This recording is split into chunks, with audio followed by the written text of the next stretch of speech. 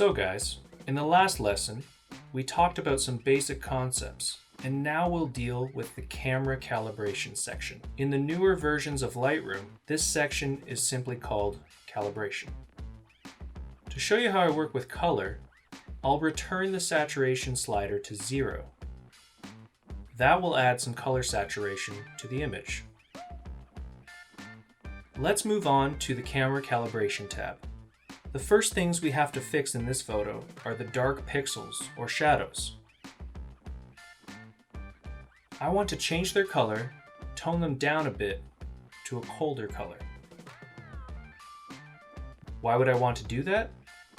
Because I already decided to have complementary colors in this photo. I purposely chose a fiery redhead model in a cold interior. Therefore, the background should be cold, blue light. In the camera calibration section, the first slider is shadows. It is only responsible for the dark pixels in the picture, the shadows. It is important to note that this slider only works with raw files. If you download JPEG or TIFF or PSD in here, this slider won't work. You will be able to move it, but the color in the photo will not change. Let's see how it works. Look at what's going on with the histogram. Only the left side is moving, which is responsible for the darker tones. The right side only changes a bit. We need to find the perfect threshold here. I want it a bit more purple than green. That's because the color green in shadows will have an undesirable effect on my chosen combination of orange-blue complementary colors. Let's leave it at +10. Our next step is to customize the sections: red primary, green primary, and blue primaries. Let me first tell you how they work. We work in RGB space. That's 3 channels: red, green, and blue. So when we set one of the sliders to the maximum, one channel is replaced by another. You can do the same in Photoshop. It's just more convenient in Lightroom. Also, you are working in the RAW format, which has a fuller range of lights and colors that you can edit without compromising their quality. In the simplest terms, we set one of the sliders to 100%. We only have 2 colors left. All colors combine into one. The color becomes a little flat, but all colors in the photo begin to merge, which is what we need. However, just because that's what we need, and to avoid the flat effect, we shouldn't push these sliders to the max of plus or minus 100. What we need is an optimal balance between all of these settings. Look again.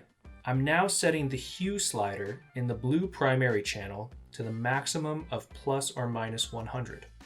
And what happens? We have all of our colors, all of the different tone varieties, reduced to 2 colors, blue and red.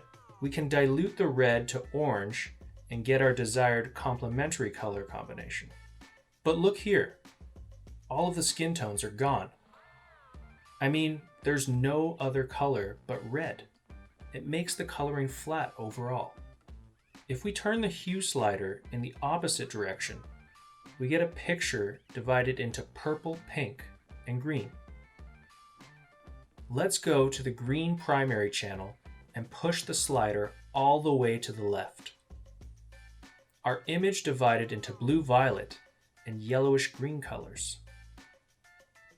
If we turn the slider to the right, the picture separates into reds and blues. In general, the green primary channel works very well with red and green. If you want to create coloring combinations of red and green, the green primary slider will always help you when you move it to the right. Let's bring the sliders back to 0.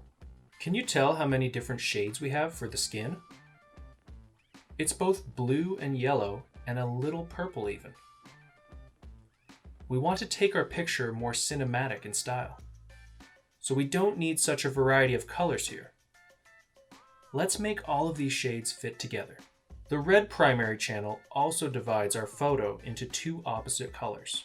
So if we'll move our slider all the way to the left, it will divide our picture into two contrasting colors, blue and pink.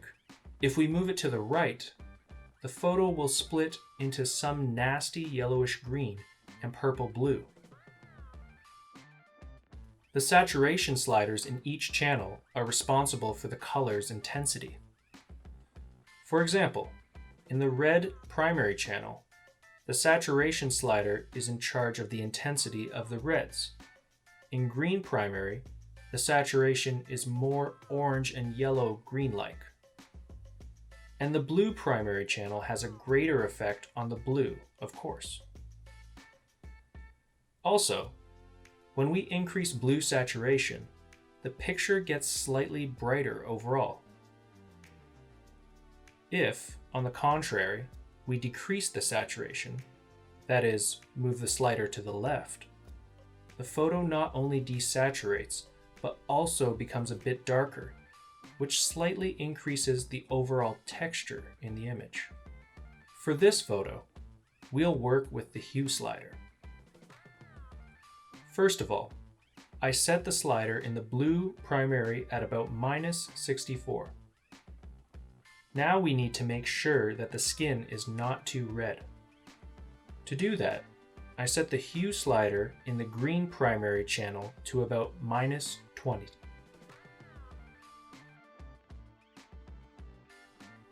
In the red primary channel, I set the hue slider to about +19. The picture doesn't look good yet, but moving the basic settings and decreasing the overall saturation will give us what we are looking for. And now the picture looks much better. In the next lesson, we will make our image even more beautiful by working on selective color correction.